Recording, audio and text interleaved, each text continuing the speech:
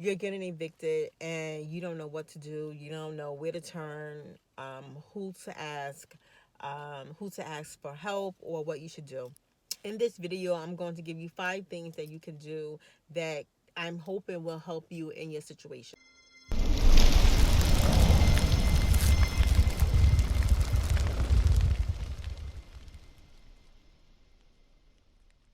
Number one, assess your money. How much money do you have in the bank? How much money is coming in this week, next week, this month, next month?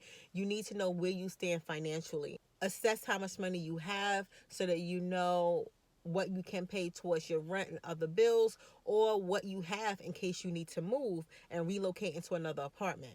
Number two, do your research. You need to find out what your rights are. If you live in a two-family house and your landlord lives downstairs, you may have less rights than someone who lives in a 20-unit apartment building. So you definitely want to contact someone at City Hall to find out what your rights are. This is not an issue for Facebook, although Facebook is a good resource for a lot of information when you are facing eviction, and especially now with a lot of the moratoriums expiring. You definitely want to know what your rights are. The best place to go to is your city hall. Almost every city hall has a landlord tenant division or office that can give you guidance as to what you can do to either fight the eviction if it's a wrongful eviction, or to maybe mediate between you and your landlord to maybe come to some sort of conclusion that works for both parties. But either way, you definitely need to educate yourself.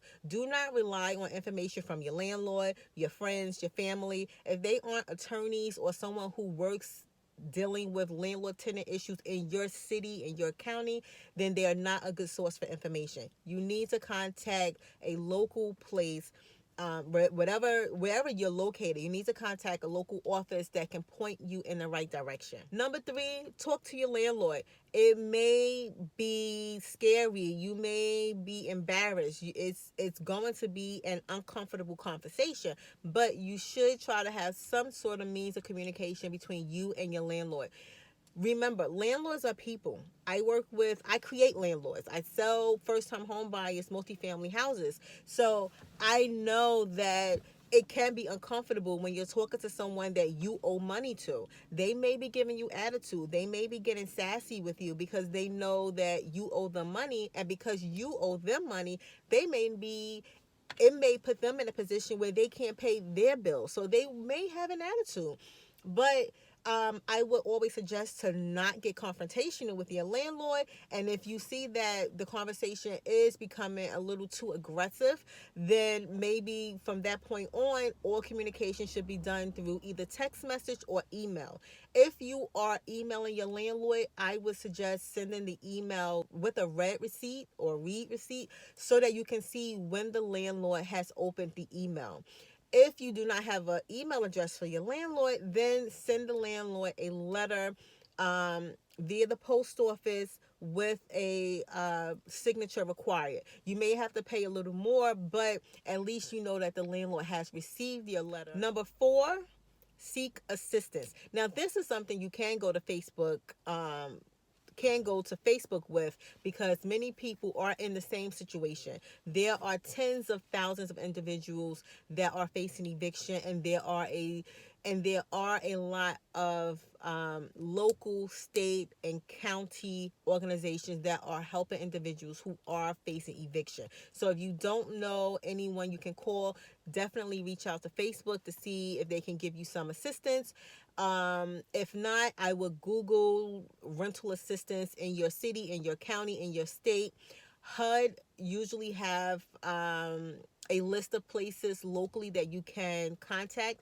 I will have some links below of some organizations that I know of that you can contact for rental assistance. They can either Some of them help you to transition out of one apartment into another apartment, and they help you with your first month's rent, and they help you with security deposit. Some other programs may help you to pay your back rent so that you can stay in your current apartment. Number 5, I would say to prepare to move. This is dependent on the conversation that you have with your landlord and whether or not you can find some rental assistance. But if push come to shove, you may have to move out of that apartment if you know that you cannot continue to pay your monthly rent. Even if you get assistance to pay the back rent, if you know you can't pay the rent going forward, then maybe it's time to either downsize your apartment or maybe move in with family if that's an option for you. I know that once you live out on your own, nobody wants to move back home with their mom and dad, but in certain situations, sometimes you got to go backwards before you can go forward. So if you need to downsize your apartment, or if you need to couch surf or live in someone's basement for a few months so that you can get yourself back on your feet, then that's just what you have to do. It doesn't make sense to continue to stay in an apartment that you know you can't afford and have those bills continue to pile up. Because the longer you stay in an apartment, the more money you're going to owe the landlord.